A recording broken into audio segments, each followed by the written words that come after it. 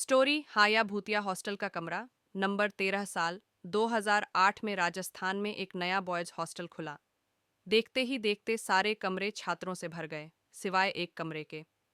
Top floor पर बना कमरा नंबर 13 हमेशा बंद रहता था। वार्डन कभी इस बारे में खुलकर नहीं बोलता था और अगर कोई पूछ ले तो तुरंत विषय बदल देता। एक दिन देर से एडमिशन लेने वाला छात्र राघव रहने के लिए आया। जब और कोई कमरा खाली नहीं मिला तो वार्डन ने झिझकते हुए उसे कमरा नंबर 13 की चाबी पकड़ा दी। लेकिन उसने जाते जाते बस एक अजीब सी चेतावनी दी, बस रात को खिड़की खुली मत छोड़ना। राघव हंस पड़ा। उसे लगा ये तो बस नए लड़कों को डराने का ढोंग है। पहली रात सब सामान्य रहा जब तक आधी रात न हुई। ठीक 3:15 पर राघव को नींद खुली और उसने बाहर पायल की हल्की सी आवाज सुनी।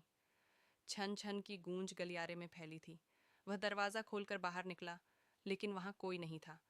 वह वापस बिस्तर पर आ गया। तभी अचानक खिड़की जोर से खुल गई और कमरे में तेज हवा भर गई। उसी क्षण उसे कोने में एक औरत का साया दिखाई दिया, लंबे बालों वाली, बिल्कुल चुपचाप उसे घूरती हुई। सुबह होते ही उसने खुद को समझाया कि ये सब सपना होगा, लेकिन वही घटनाएं अगली रात फिर दोहराई गईं। हर बार ठीक 3:15 पर पायल की आवाज़, खिड़की का जोर से खुलना और वह परछाई। आखिरकार राघव ने अपने दोस्तों को सब बताया। वे हंसे और बोले, तुम्हें वहम हो रहा है। लेकिन यह साबित करने के लिए एक रात वे सब उसके कमरे में सोए। ठीक 3:15 सबने सुना पायल की छन छन। खिड़की जोर से खुली और इस बार कमरे में खून जमा देने वाली चीख गूंज उठी। डर के मारे सब लड़के भागे और दोबारा उस कमरे में नहीं लौटे। अगले दिन वार्डन ने आखिरकार सच्चाई बताई। कई साल पहले, हॉस्टल बनने से पहले, इसी जगह पर एक औरत की हत्या हुई थी।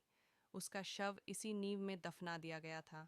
स्थानीय लोग कहते थे कि उसकी आत्मा अब भी यहीं भटकती है और हर रात ठीक 3:15 पर वही घटनाएं दोहराती है। लगातार शिकायतों के बाद कमरा नंबर 13 हमेशा के लिए बंद कर दिया गया। आज भी छात्रों का कहना है कि अगर आप उस फ्लोर से रात के समय गुजरें तो आपके पीछे पीछे पायल की आवाज़ आती है, जब तक आप वहाँ से निकल न जाएं। Subscribe for more real based like this.